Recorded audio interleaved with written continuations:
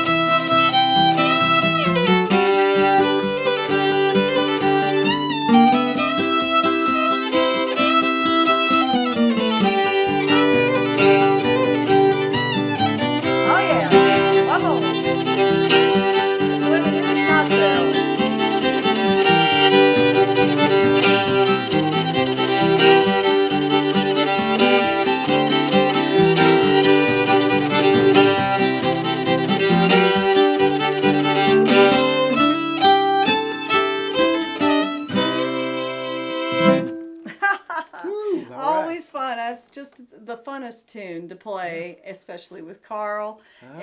Thank you. We made it to Knoxville, I think. We did. We blazed into Knoxville. It's not as hard as it sounds, as I often say.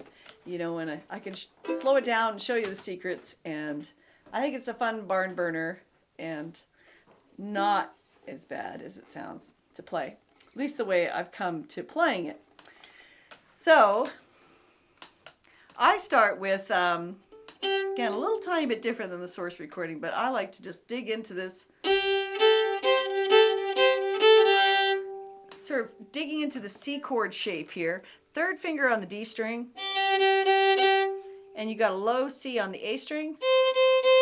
And the key is to leave that third finger down.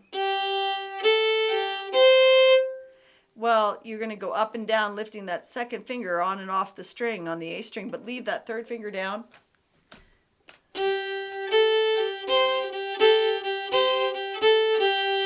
And I have to put in one little slur so that I can lead it on the down bow. This is really common. When you have a tune that does this kind of thing a lot, there's often a slur hiding in there to get you going in the right emphasis. Okay, so we have up, up, then you can lead down bow.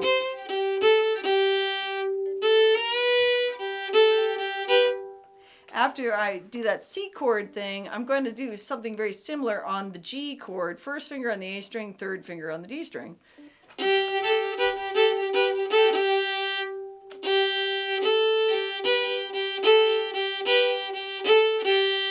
And part of the fun is was really getting the accents in there. And it took me a little bit to get used to that. But listen, when you're listening to old time fiddle music, to where fiddlers are accenting the music, because a lot of the fun is in adding those little accents. So they might be on the up bow or the down bow. So the first one.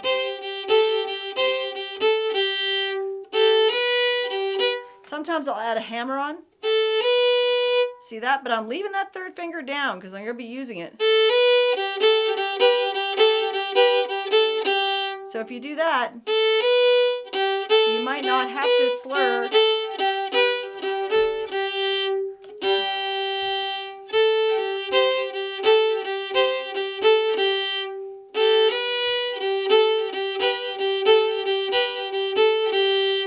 So I'm slurring on that C chord one. Up, up.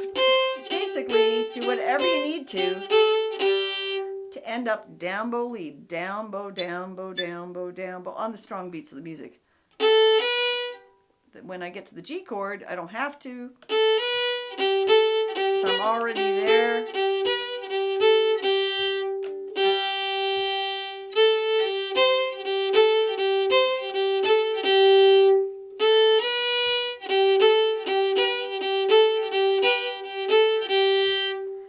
So that is basically the bulk of that A part. Is just, and you know, it doesn't really matter how many times you go between those two chords. Like I say, I like to mix it up. But normally I'm doing that 3 times. I'm thinking of that as the bass melody.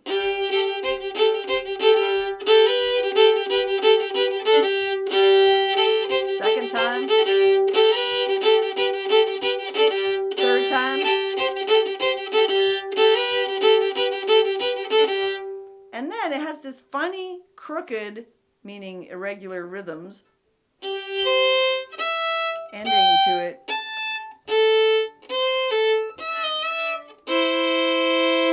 And that's the end of the A part. So let's learn that. I slur on the down bow. I think I do it from the G note. But you could go A. See. Right, from the G note. Opening, a G note. A, C natural. And I use my 4th finger here with an opening ringing along. And then I slide into this C chord shape. Any combination of C, E, and G makes a C chord. And there's other C chords too that have extra notes, but that fills up most of them. There's first finger on the D string and the low second C natural on the A string. So we have, starting with the slur, down, down.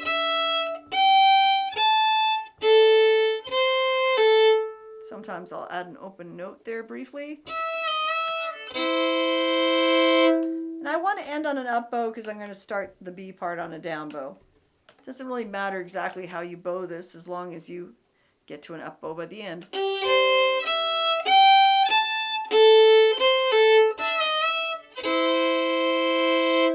We'll go a little slower. Down, down.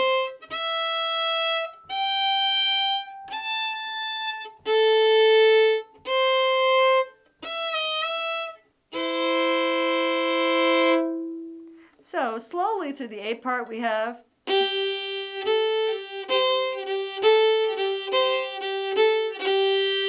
And you can leave that third down.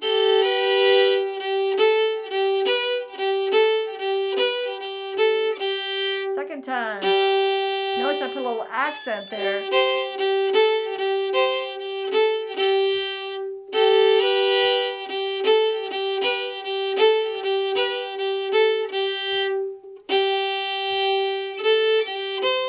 This is the third time.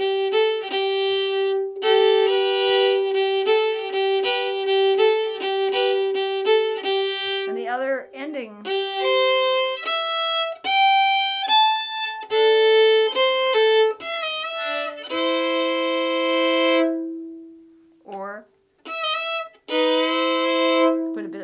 slide in there both notes. That'd be kind of fun.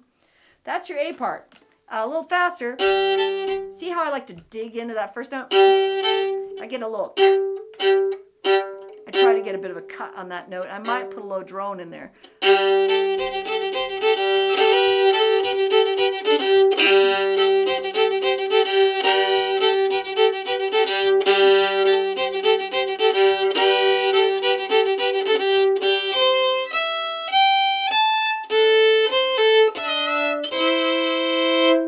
The main melody, and yes, I do play with that part a lot. But before I do anything there, let's try the B part. The B part, I'll play it.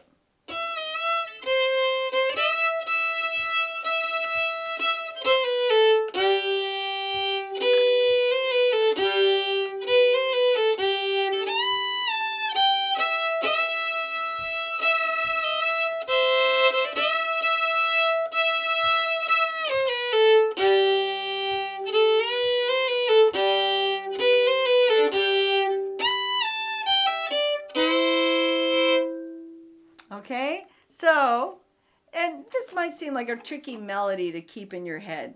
Spend some time just humming it, you know, sing it, play it enough times that you can keep track of the melody before you try to learn it. So you should be able to sing it, you know, just like the beginning of this video. Da da da da da da da da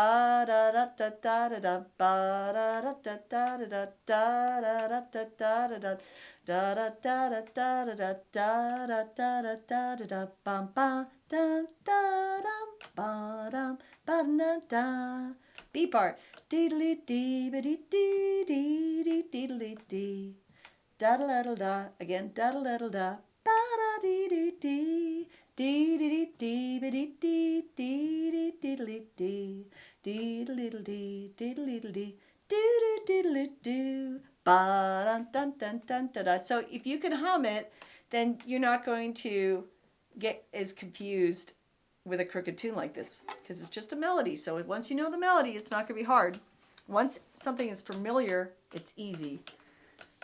Okay, so I do a little fourth finger unison.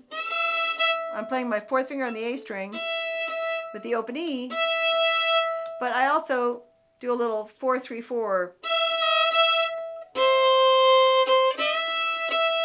And I slide it back up to the fourth. And my hand shifts to reach a fourth finger in first position. If you got bigger hands, they won't. And I love that low C natural with the open E. Sounds great. Droning whenever possible.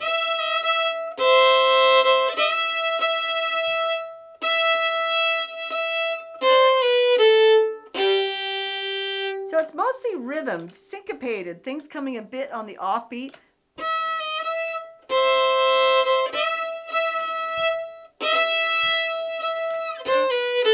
It's a little tricky on the timing coming in on that last fourth finger, but you'll get it.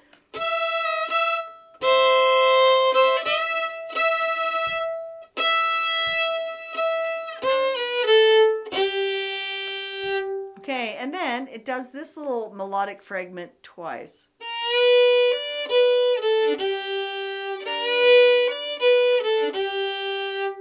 So I slide into the first finger. I love to slide.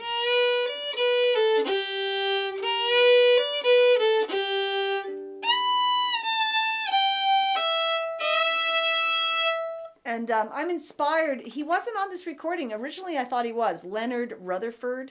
Wonderful fiddler that played with Dick Burnett a lot. And when I first learned this tune, it wasn't as easy to find out who played on everything. So originally I thought it was Leonard Rutherford, but then I found it was Byrd Moore and Dick Taylor joining him on this one. And so I think I was inspired because Leonard Rutherford slid a lot. So I do too.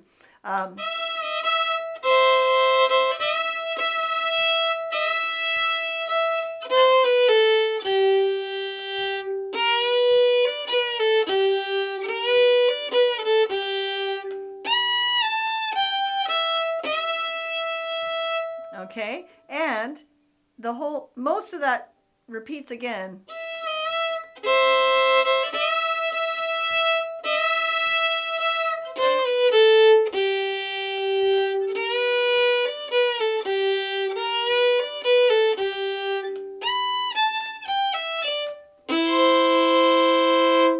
yeah, basically that all repeats. And I sneak even a little downward slide in there sometimes.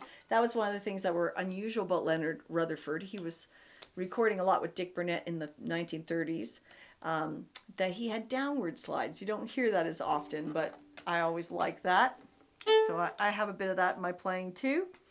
Okay, so that's your basic melody. Let's go back to the beginning. 1, 2, 3, 4. A part.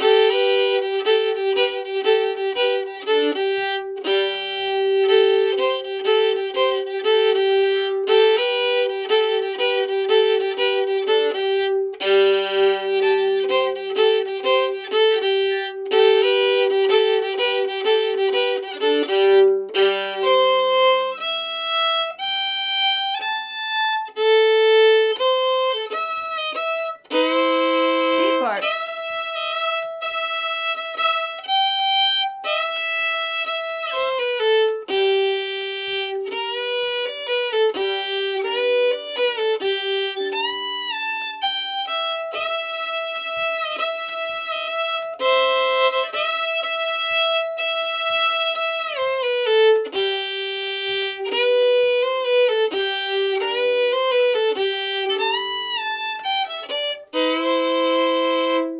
And that's the whole tune. So sometimes I'll go, sometimes I might go, and the other variations you might hear me do, let's see. And I love that low drone.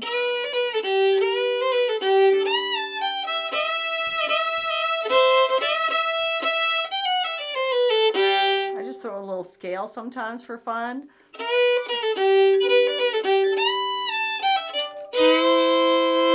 And on the A part, like I say, I'll play this any number of times. Sometimes I'll just sit there and I might play it 6 or 7 times.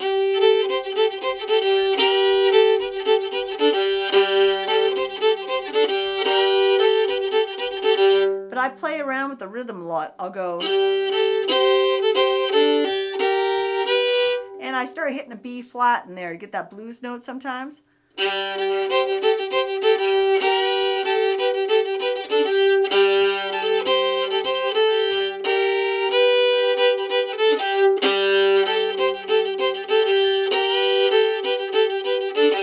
might really put a lot of B flat in there.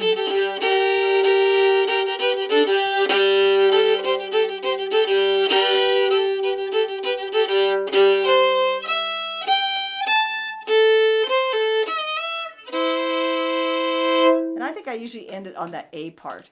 So that's how I play Knoxville Rag. Let's do it moderately. We'll go through. I'll play it a couple times at moderate speed and throw some of that in. All right.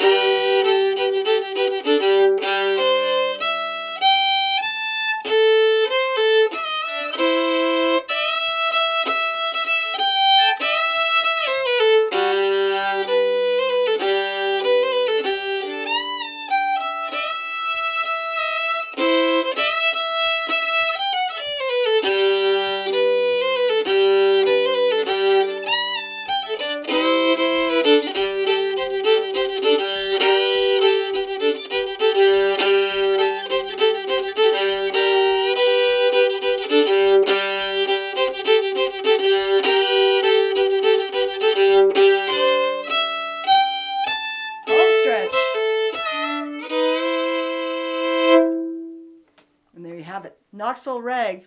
Hope you start to learn that tune or play that tune and have as much fun with it as I've had for years. It's really fun when it goes fast. Okay, happy playing out there.